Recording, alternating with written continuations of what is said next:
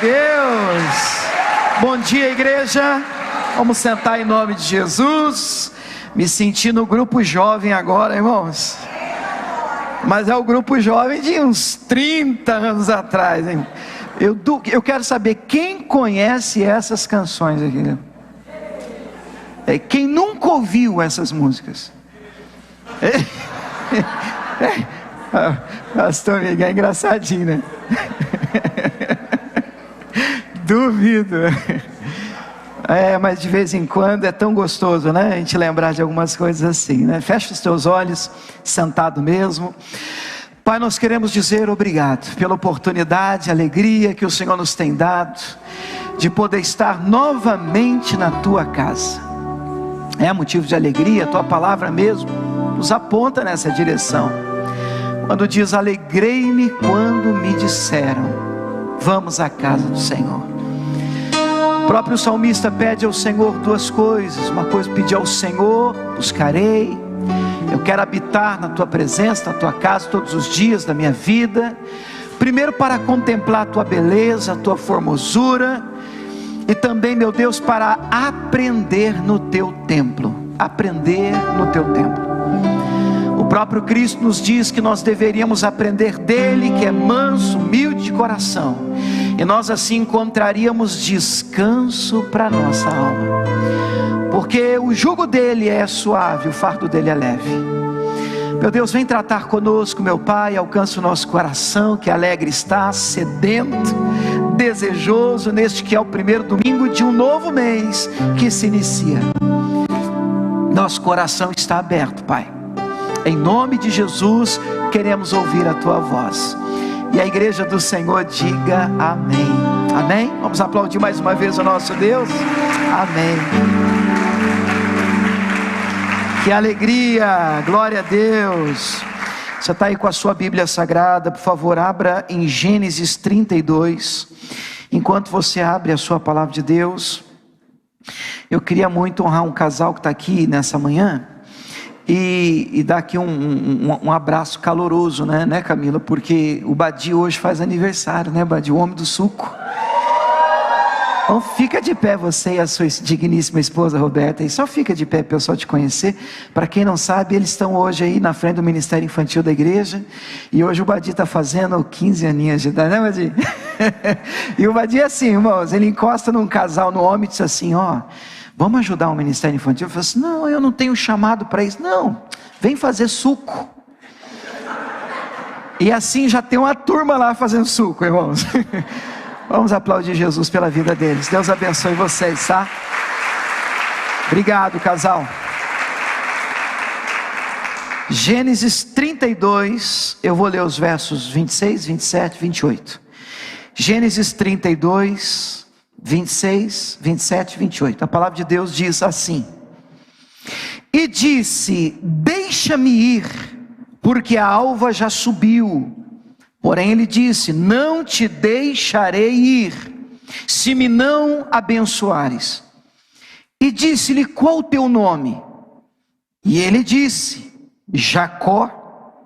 Então disse: não se chamarás mais o teu nome Jacó, mas Israel, pois como príncipe lutaste com Deus e com os homens e prevaleceste. Você pode dizer amém? Essa é a palavra do Senhor, digna de todo respeito, digna de honra por si só. Ela é poderosa para transformar nossa sorte e nos abençoar de uma maneira especial aqui nessa manhã.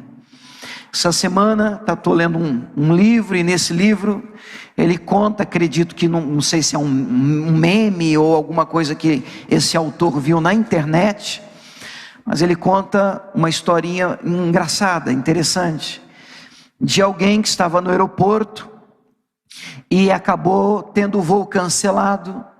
E quando os microfones alto-falantes do aeroporto anunciou que o voo estava cancelado, atenção, vocês do voo número tal, da empresa tal, o voo foi cancelado, vocês devem se dirigir ao guichê para vocês tentarem trocar a passagem e remarcarem para o próximo voo.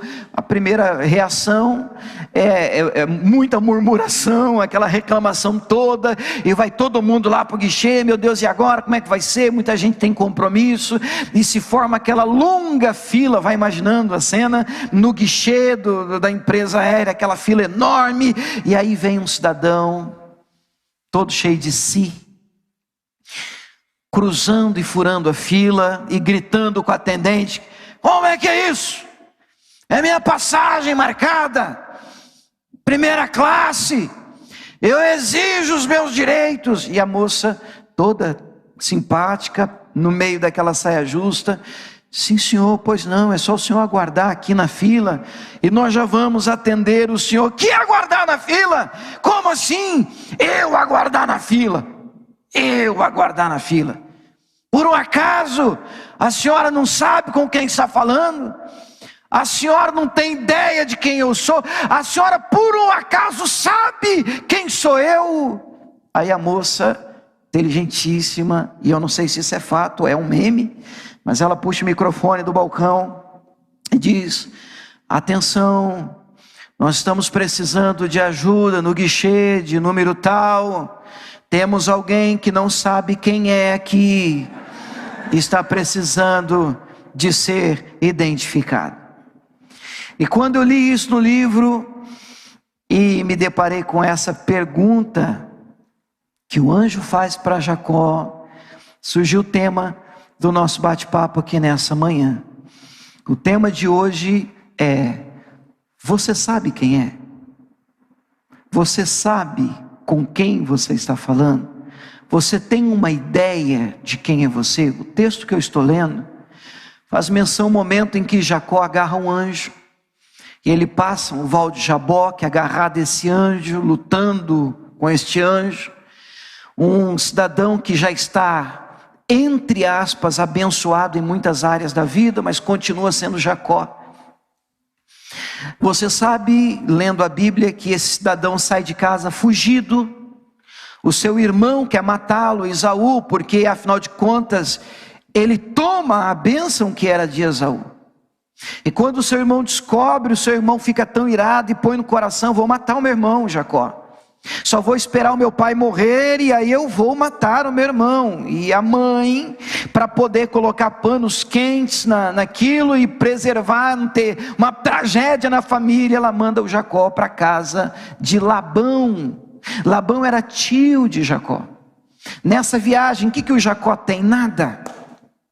Ele dorme, para você ter uma ideia, e ele usa uma pedra por travesseiro. Ele tem um sonho, ele vê anjos subindo, descendo uma escada, ele faz um voto com Deus, de fidelidade, de caminhar: o Senhor será o meu Deus, se o Senhor permitir que eu volte para casa em paz. Ele não tem paz, a casa dele está quebrada, e ele chega na casa do seu tio Labão sem ter absolutamente nada, mas lá ele prospera, lá ele casa, lá ele cria família, lá os seus rebanhos são aumentados. Agora Jacó tem muito materialmente falando, porém ele continua sendo o mesmo Jacó, e o seu irmão agora está vindo ao seu encontro, e ele então com medo, e ele passa tudo que ele tem, ele passa de lá do ribeiro, e ele fica a sós com Deus. De vez em quando é muito importante um tempo a sós com Deus, onde ele agarra o anjo, e o anjo: me solta, eu não te solto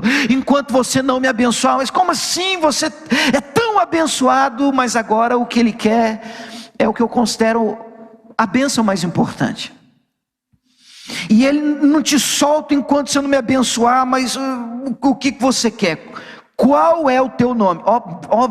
É óbvio que o anjo não está perguntando isso para Jacó porque não sabe. Essa pergunta é forte, essa pergunta ela ecoa nos dias de hoje. Quem é você? Jacó já tinha ouvido essa pergunta uma vez do pai, cego, quando ele entra disfarçado do seu irmão. O seu pai pergunta: quem está aí? Quem é você? E ele mente, ele diz: Esaú. E ele recebe uma bênção no lugar do seu irmão Esaú.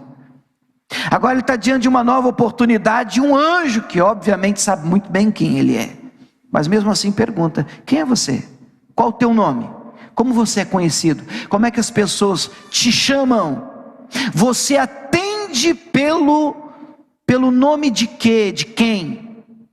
E ele desta vez é honesto. Ele diz: meu nome é Jacó. Propósito, sabe o que significa Jacó? Trapaceiro, usurpador, enrolador, é aquele que dá nó até em gota d'água. Eu sou Jacó, eu sou esse cara. Pá, mas você é um cara que tem tanta coisa. Mas eu sou o mesmo Jacó de antes. É por isso que eu amo Isaías 43, que diz assim: diz o Senhor que te criou, Jacó, e que te formou, ó Israel, tu és meu. Nós estamos falando do mesmo personagem. Israel é o Jacó transformado, depois de um encontro com Deus. Então o anjo diz: a partir de hoje, você não se chamará mais Jacó, você vai se chamar Israel, porque você lutou com Deus e você prevaleceu. E você? Qual o teu nome? Quem é você? Como você é conhecido? Como as pessoas te chamam? Como elas te conhecem? Escute o que diz a palavra de Deus em Romanos 12, no verso 3. Eu leio primeiro na Almeida Revista e Corrigida, nessa versão que eu tenho aqui, para depois ler na NVT, que eu gostei bastante. Queria compartilhar isso com vocês. Romanos 12, o verso é o 3, diz assim, primeiro na Almeida Revista Corrigida: porque pela graça que me é dada, digo a cada um dentre vós, que não pense de si mesmo além do que convém, antes pense com moderação, conforme a medida da fé que Deus repartiu a cada um. Agora olha que bonito o mesmo texto na NVT, a NVT é a nova versão transformadora. Escute isso, Romanos 12, 3, com base na graça que recebi, dou a cada um de vocês a seguinte advertência. Qual é a advertência, igreja? Não se considerem melhores do que realmente são. Você já cruzou com alguém que se considera melhor do que realmente é? Você já cruzou com alguém na sua vida que se acha muito mais do que realmente é? Gente que perdeu a noção, que desnivelou a régua e diz: rapaz, você não é todo esse negócio que você acha não.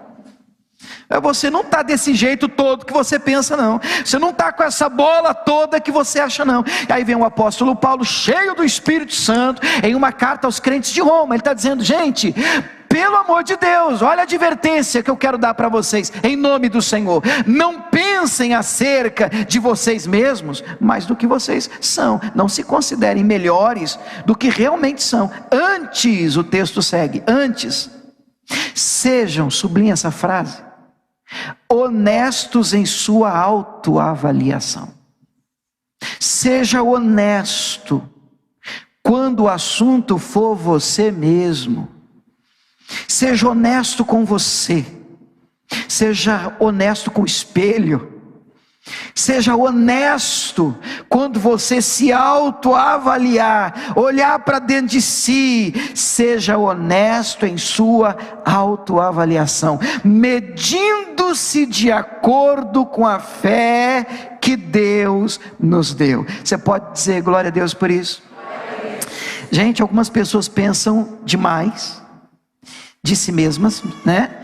Outras pensam de menos. E aqui é um paradoxo, e eu peço graça ao Espírito Santo para me fazer compreender. Eu repreendo todo espírito de confusão no nosso meio. Mas nós vivemos dias difíceis. E dias em que as pessoas, elas pegam um pouco de verdade, ou meia verdade, para poder te fazer sentir melhor, e te colocam colocam no lugar que na verdade você não deveria estar.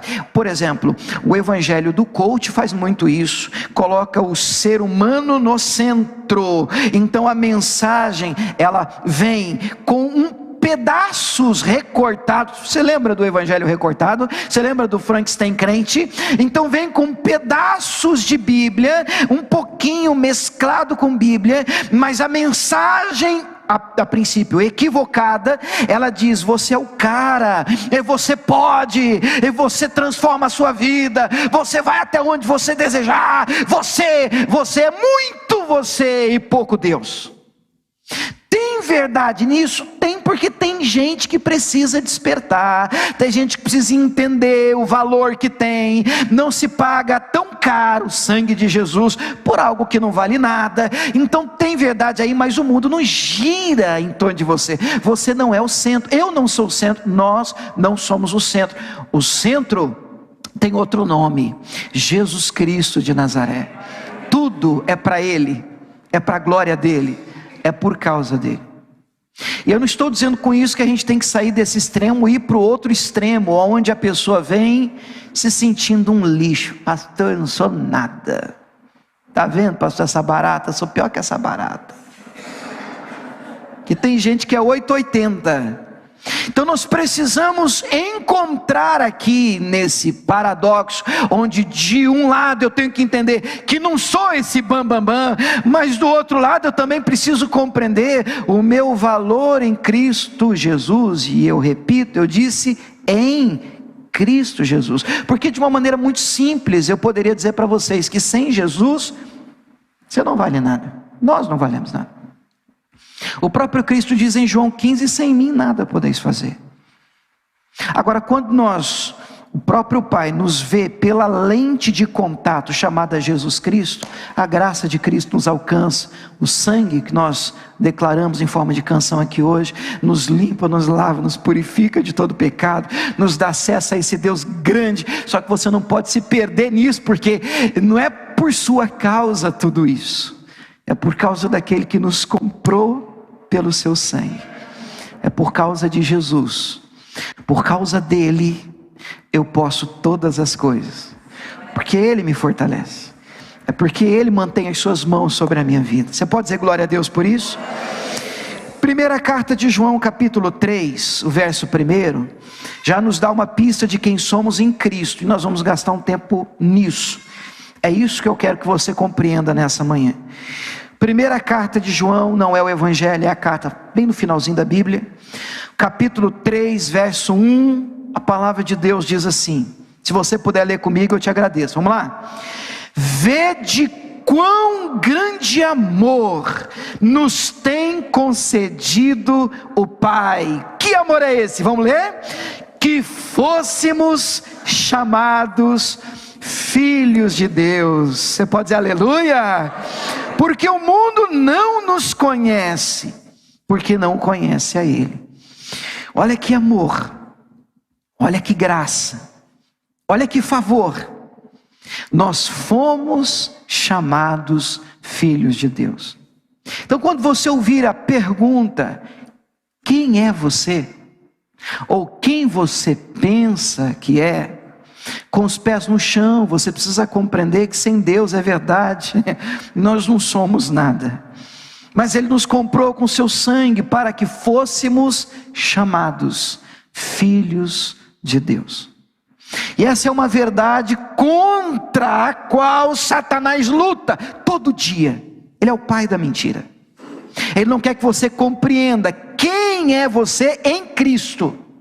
Então ou ele vai te tentar ludibriar, confundir nessa verdade, porque há um espírito do erro, há um espírito do engano atuando, a fim de que as pessoas entendam tudo de uma maneira enganada, equivocada, ou ele simplesmente faz com que você se ache alguém fora de Deus, sem o Senhor.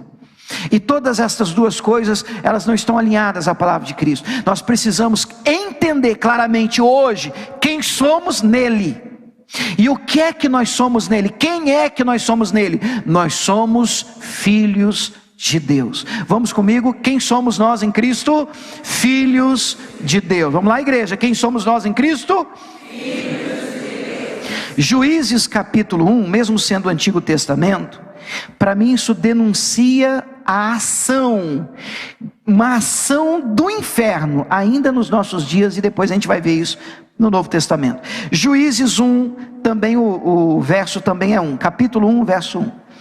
A palavra de Deus diz assim, Juízes 1, eu vou ler do 1 até o 7, é um pouco comprido, mas é uma história interessante. Sucedeu depois da morte de Josué, que os filhos de Israel perguntaram ao Senhor, dizendo: quem dentre nós primeiro subirá aos cananeus para pelejar contra eles? E disse o Senhor: Judá subirá. E eis que lhe dei essa terra na sua mão. Então disse Judá a Simeão, seu irmão: sobe comigo a herdade que me caiu por sorte, e pelejemos contra os cananeus. E também eu subirei a tua herdade que te caiu por sorte. E Simeão partiu com ele, subiu Judá, e o Senhor lhe deu na sua mão os cananeus e os fariseus, e feriram deles em Bezeque a 10.000 homens. O que está escrito aqui?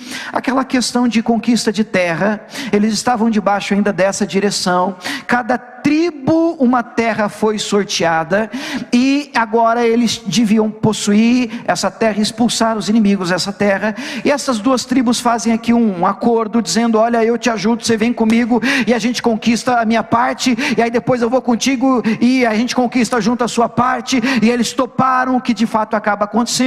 Eles conquistam, vencendo aqui os inimigos, que na época eram os cananeus e os fariseus. E aí o texto vai continuar dizendo: e acharam ali Adoni-Bezeque em Bezeque, e pelejaram contra ele. Feriram os cananeus e os fariseus, porém Adoni-Bezeque fugiu, e o seguiram e o prenderam. E, escute isso, igreja, lhe cortaram os dedos polegares das mãos e dos pés. Então disse Adoni-Bezeque, como é o nome do cidadão? Adoni-Bezeque. O que ele disse? 70 reis, com os dedos polegares das mãos e dos pés cortados, apanhavam as migalhas debaixo da minha mesa, assim como eu fiz, assim Deus me pagou. E o trouxeram a Jerusalém, ali ele morreu. Esse rei chamado Adoni-Bezeque, ele representa aqui uma ação, e ele era inimigo, mas uma ação interessante e um pouco diferente, porque normalmente quando se tinha uma batalha no Antigo Testamento, um rei vencia o outro, ele matava o rei, ele primeiro até podia expor isso, né? Humilhar e tirar dele os despojos, mas normalmente esse rei simplesmente ia para a faca, morria. Mas este Adoni-Bezeque, a propósito, o nome Adoni-Bezeque significa Senhor das estratégias, com S minúsculo. Adoni-Bezeque significa Senhor das estratégias. Esse cidadão tinha uma estratégia diferente de guerra. Ele, quando vencia um reino, ele capturava o rei e ele cortava os dedos dos polegares das mãos e os polegares dos pés, e colocava estes reis para comer debaixo da mesa dele as migalhas que caíam da sua própria mesa. Quem está comigo, diga amém. Que esses reis amputados e humilhados, eles ficavam debaixo da mesa, dependendo das sobras, vivendo de migalhas. Eu penso que aqui é uma grande lição de Deus para mim, para você, para nós, igreja. Porque Satanás também nos nossos dias é um senhor estratégico, é um Deus com D minúsculo de estratégias, obviamente malignas. E uma das estratégias do inimigo é exatamente essa: não literalmente cortar o seu polegar, mas roubar de você a sua identidade. Ele faz com que você passe por essa terra sem ter a mínima ideia de quem você é. E isso é muito ruim, porque se você não sabe quem é, você não vai entender a necessidade e a urgência de Cristo na sua vida. Porque ou você vai estar vivendo como quem quem acha que é alguém, o cidadão da fila. Quem você pensa que você está falando? Eu me acho cara, eu sou importante, olha o número de diplomas. E com todo respeito à sua formação, e com todo respeito à sua dedicação, parabéns pelas suas conquistas, mas nada disso te leva para o céu. Não há nada disso te aproxima de Deus, nada disso te melhora aos olhos do Senhor. E você precisa ter uma ideia muito clara de quem você é. Primeiro, sem Ele, porque se você conseguir perceber quem você é sem Deus, você vai correr hoje mesmo para os braços do Senhor. Você vai dizer: Senhor, eu percebi, eu enxerguei. Não é só eu te quero, é Senhor, eu preciso com urgência do Senhor na minha vida. Eu sei quem eu sou sem o Senhor, e também descobri quem sou em Cristo Jesus. O que o Senhor me fez para ser. Não permita que Satanás corte os seus polegares, que ele roube de você a sua identidade. Para a gente não ficar só num texto do Antigo Testamento, vamos lá em Mateus capítulo 3, e vamos perceber essa ação um tanto que sutil. Eu já acho um tanto descarada, mas vamos falar sutil no Novo Testamento. Mateus capítulo 3, verso 16. Mateus 3, 16. A palavra de Deus diz assim: sendo Jesus batizado, e aqui o batismo é o batismo nas águas, saiu logo da água, e eis que se lhe abriram os céus, e viu o Espírito de Deus descendo como pomba e vindo sobre ele. E eis que uma voz dos céus dizia, vamos comigo, a voz dos céus dizia o quê? Este é o meu filho amado, em quem me comprazo. O que isso quer dizer? Em quem tenho grande prazer. Então o momento é o do batismo de Jesus nas águas por João Batista. Jesus aparece, João de cara tem a revelação e diz: eis o Cordeiro de Deus que tira o pecado do mundo. E aí vem Jesus para ser batizado, e João fica um pouco em crise. Então, peraí, eu careço de ser batizado por ti, e tu vens a mim? Não, deixa por agora, vamos cumprir toda a justiça. Então ele permite, batiza. Quando Jesus sai das águas, a pomba pousa sobre ele, e uma voz dos céus, me parece óbvio afirmar que essa voz é a voz do Pai. E essa voz dizia: eu te amo, filho. Você é o meu filho e eu te amo. Eu tenho prazer na sua vida. Você pode dizer amém? Você precisa guardar essa voz no seu coração.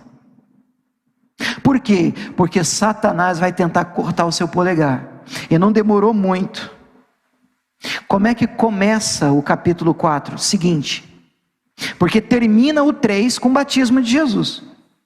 Aí começa o 4. Como é que começa o 4? No verso 1: foi conduzido Jesus pelo Espírito ao deserto, para ser tentado pelo diabo. E tendo jejuado 40 dias, 40 noites, teve fome. E chegando-se a ele o tentador, e você sabe quem é o tentador, disse: qual foi a primeira coisa que Satanás disse para Jesus? Se tu és o Filho de Deus. Não, peraí, como assim se eu sou? Eu acabei de ouvir que eu sou. Se você não tiver clara no seu coração a voz de Deus, de quem você é em Cristo Jesus, você enfrentará momentos de crise na sua vida, em que Satanás virá soprar nos seus ouvidos quem você pensa que é. E se você tem essa voz muito clara e definida no seu coração, eu sei quem eu sou em Cristo Jesus. O dia que Satanás dizer para você que você não vale porcaria nenhuma, que você é isso, que você é aquilo outro, e claro, você está entendendo a mensagem, você de posse da voz do Pai, é verdade, sem Jesus, pode ser realmente Satanás, mas eu estou com Cristo, eu estou do lado de Deus, e o Senhor me faz mais que vencedor sobre todas as coisas. Ele me lavou, Ele me limpou, e nele sim, eu posso todas as coisas, porque Ele me fortalece. Eu sou Filho amado de Deus. Quem crê nisso, diga amém. Você pode aplaudir essa verdade? Filho amado.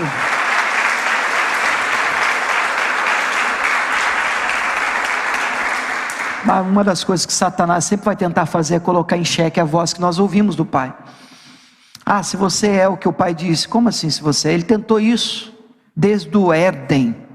Como é que Deus falou mesmo, Eva? Deus falou o que mesmo, Eva? Mas é isso mesmo que Deus disse? O que Deus disse mesmo, Eva? Distorcendo verdades para tentar enganar você e a mim. Mas nós precisamos ter a claridade da voz do Pai no nosso coração. Precisamos ter a claridade de quem somos em Cristo Jesus. Em Lucas 15, a gente percebe alguém que esqueceu de quem era.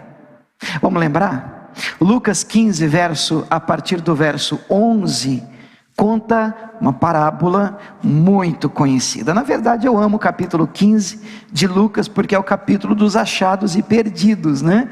É o capítulo da ovelha perdida, é o capítulo da dracma perdida, é o capítulo do filho perdido, o filho pródigo, e há algo em comum aqui: tudo que foi perdido foi achado, foi recuperado. Glória a Deus por isso.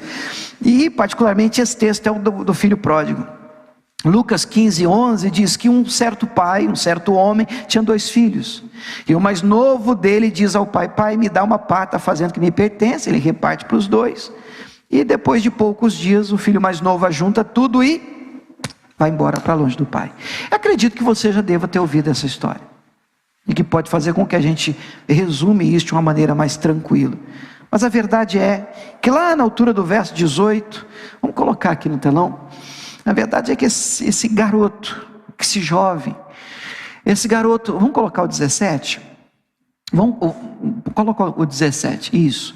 Esse garoto, ele vai para longe do pai, e ele, enquanto tem bens, enquanto está tudo tranquilo, enquanto ele tem dinheiro, ele gasta, e assim, enquanto a gente tem, as pessoas se aproximam, você tem amigos, entre aspas, né? As pessoas estão próximas, mas então ele perde tudo, então todo mundo some, e então ele se vê agora dentro de um chiqueiro, que ele pede um emprego para alguém, uma ajuda, me dá um trabalho, e o que ele consegue de trabalho é apacentar porco. Então ele está ali na lama, literalmente na lama, e aí a Bíblia vai dizer que ele deseja comer a comida dos porcos, e nem isso davam para ele. Está pior que os porcos. Olha que situação triste que um filho pode chegar quando se esquece de quem é. E então algo maravilhoso acontece. Eu amo essa expressão desse versículo, que começa dizendo: caindo em si. Sabe quando há um estalo e ele cai em si? Eu sei, tem marido, tem que cair em si, tem esposa, tem que cair em si, tem filho, tem que cair em si, tem pastor, tem que cair em si. Muita gente precisa acordar, ter despertado a sua mente e dizer: peraí, o que é que eu estou fazendo da minha vida? Por que eu estou vivendo do jeito que eu estou vivendo? Não, que isso?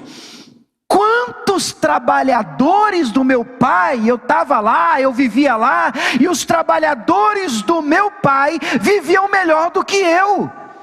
Os trabalhadores do meu pai tinham pão, tinham dignidade. Eu estou pior do que um trabalhador do meu pai. Se for para viver assim, eu vou pedir emprego para o meu pai. Levantar-me-ei, irei ter com meu pai, e dir-lhe-ei: pai, pequei contra o céu e perante ti, já não sou digno de ser chamado teu filho. Você percebe nisso uma postura grave, isso é importante, de arrependimento.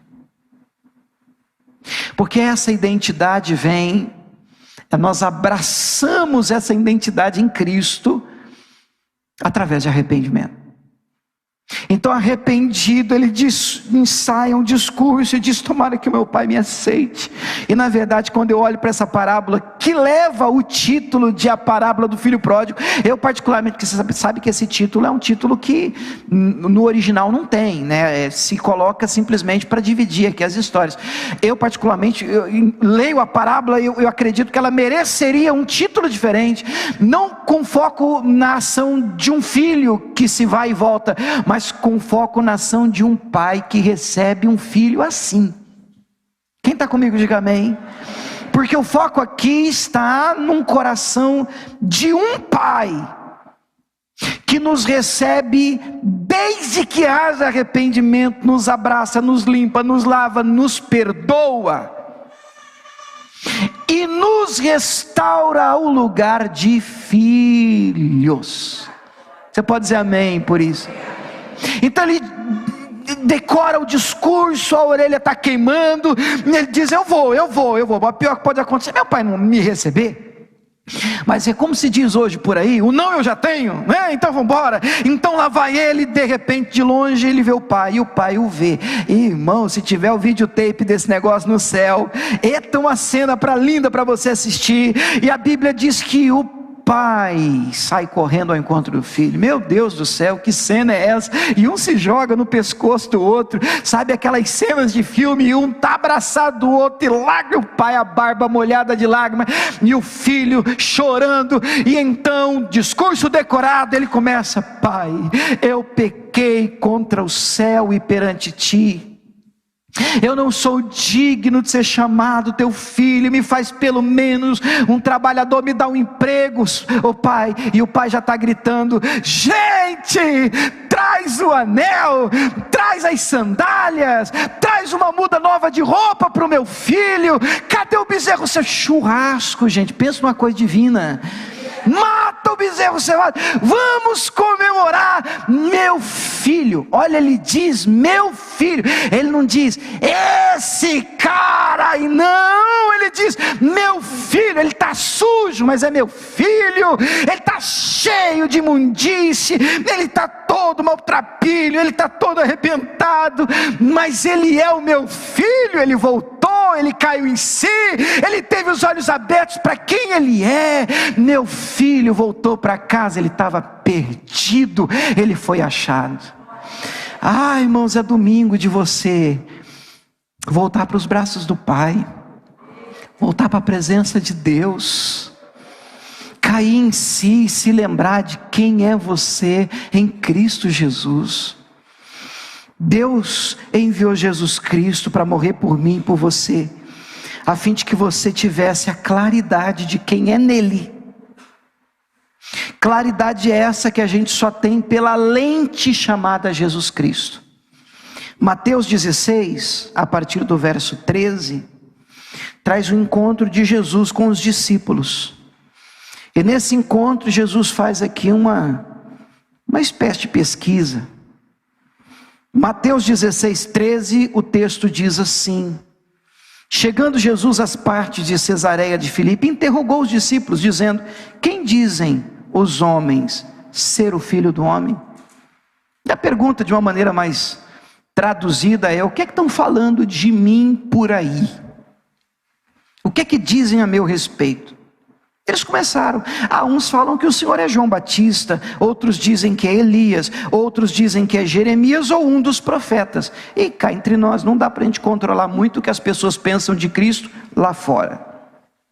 Mas a pergunta começa a funilar, e a pergunta mais importante é: e vós? Quem dizeis que eu sou? E vocês que acordam cedo num domingo, com edredom dizendo fica, e vocês dizem: não, eu vou na igreja. Para você, quem é Jesus? Quem é Jesus? O que motiva você a subir a um lugar como esse, fechar os olhos e falar com Ele? Quem é Jesus para você que se diz um discípulo, um seguidor dele? Então Pedro toma a palavra e diz: tu és o Cristo, o Filho do Deus vivo. E Jesus respondendo disse-lhe: bem-aventurado és tu, Simão Barjonas, porque não foi carne nem sangue que te revelou, mas meu Pai que estás nos céus. Escute essa frase que vem: pois também eu te digo que tu és Pedro. Sobre essa pedra edificarei a minha igreja, e as portas do inferno não prevalecerão contra ela. Vamos entender esse bate-papo curto, porque há uma verdade aqui, a gente precisa trabalhar com ela hoje, orar essa palavra hoje.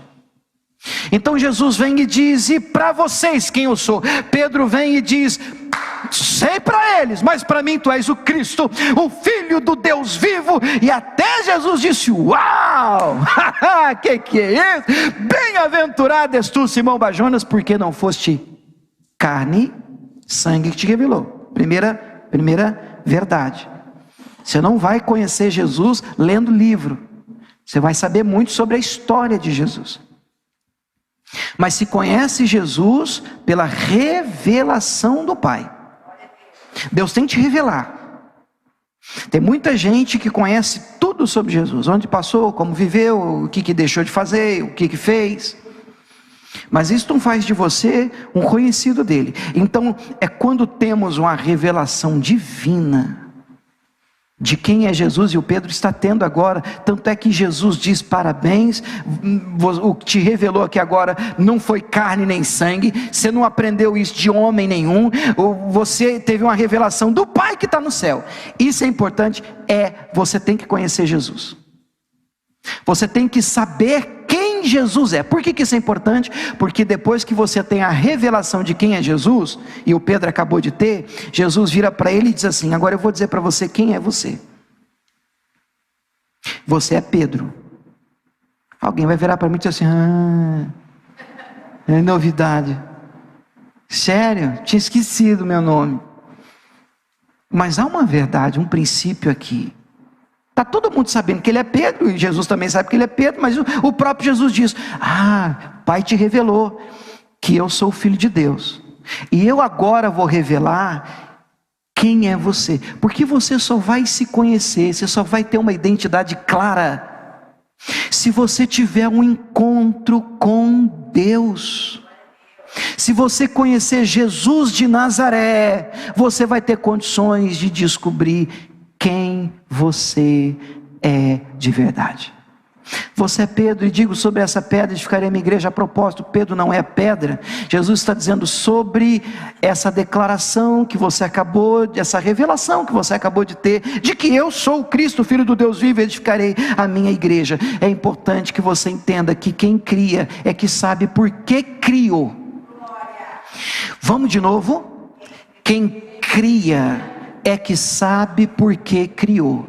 Você não vai descobrir quem é você e para que você serve na igreja. Olha o que eu estou falando, eu sou pastor, mas a igreja não tem responsabilidade de dizer para você quem você é. Não, eu já sei, eu não me descobri aqui, então eu troco de igreja. Eu não me descobri aqui nesse trabalho, então eu troco de trabalho. Eu não me descobri aqui nessa cidade, então vai ver, deve ser a cidade, eu troco de cidade. Não, quem cria é que sabe para que criou. Quem te fez? Deus. Se você tem dúvida, vamos esclarecer. Foi Deus. Vamos tentar de novo? Quem te fez? Deus. Ele sabe por que te fez. Ele tem plano, ele tem projeto, ele tem propósito. É verdade, você pode entrar aqui hoje pensando assim: não, pastor, você está equivocado. Eu sou um erro de tabela, pastor. A mamãe lá fez as contas erradas. Eu sou um erro do preservativo que falhou. Aí nasci. Aí você acha que Deus ficou de pé no trono, coçou a cabeça e disse: ih, por essa eu não esperava. Aí nasceu. Não, você nunca pegou Deus de surpresa. Ele é soberano, Ele tem uma ideia clara acerca de você, mas você só vai ter a revelação clara disso se você primeiro tiver a revelação de quem é Cristo. Conheceu Jesus, Ele vai dizer para você quem você é. Se você disser, ele é o Cristo, o Filho do Deus vivo, você vai ouvir dele. E você é Pedro, e você é William, e você é Maria, e você não precisa imitar ninguém, e você não precisa copiar ninguém, você não precisa ter inveja de ninguém, você não precisa ter ciúme de ninguém. Eu fiz você para ser o William, para você ser o Pedro, para você ter a sua identidade própria em Cristo Jesus. Você pode dizer glória a Deus por isso? E como é que é o caminho para isso? João capítulo 1, e nós vamos orar. Agora é o evangelho, agora não é a carta. Mateus, Marcos, Lucas e João. Então é o quarto evangelho da Bíblia. Capítulo 1. O verso é o de número 11. João capítulo 1, verso 11. Quem está comigo, diga amém, gente. Meu Deus, como é maravilhoso o amor do nosso Pai. E nos fez chamados filhos de Deus. Escute, João capítulo 1, eu vou ler aqui a partir do versículo 11, diz assim: veio para o que era seu, e os seus não receberam. Você sabe que Jesus era judeu, e a princípio Jesus veio para o seu povo, buscar as ovelhas perdidas da casa de Israel, e até hoje, a maioria deles tem muita dificuldade em enxergar em Cristo a pessoa do Messias. A maioria aguarda a vinda do Messias, enquanto nós que cremos, aguardamos a volta. Então ele veio para os seus, mas os seus não receberam. A boa notícia está no próximo versículo 12. Vamos comigo? Mas a todos quantos o receberam, deu-lhes o poder de serem feitos. Vamos de novo. Deu-lhes o poder de serem feitos filhos de Deus, aos que creem no seu nome, os quais não nasceram do sangue, nem da vontade da carne, nem da vontade do homem, do papai, da mamãe, mas da vontade de Deus. Como é que é isso, pastor? Todos nascemos uma primeira vez do desejo carnal dos nossos pais, da intimidade dos nossos pais. William veio ao mundo e Jesus diz a Nicodemos em João 3, é necessário nascer de novo. Ele, como assim? Eu entrar na barriga da minha mãe e para nascer mais uma vez? Disse, não, você tem que nascer da água e do Espírito. Você precisa de Cristo na sua vida. Quando você crê nesse nome, o texto diz no versículo de número 12 de novo, todos quantos o receberam. Você precisa receber Jesus. Deu-lhes o poder de serem feitos filhos de Deus, aos que creem no seu nome. Que nome? O nome de Jesus. Tem que crer no nome de Jesus. E você precisa receber Jesus de Nazaré como Senhor e Salvador da sua vida. E o que vai acontecer? Você será chamado, conhecido como filho de Deus. E você nasceu para ser um filho de Deus. Satanás está cortando o seu polegar, está mentindo para você que fora dele dá para ser alguma coisa. Mentira. Sem ele dá para ser alguém. Conversa. Nós só somos filhos de Deus, e assim é maravilhoso ser chamado filho de Deus por causa de Cristo e da obra que ele fez na cruz do Calvário. Queridos, você recebe essa palavra em nome de Jesus? Você pode aplaudir o Senhor por ela?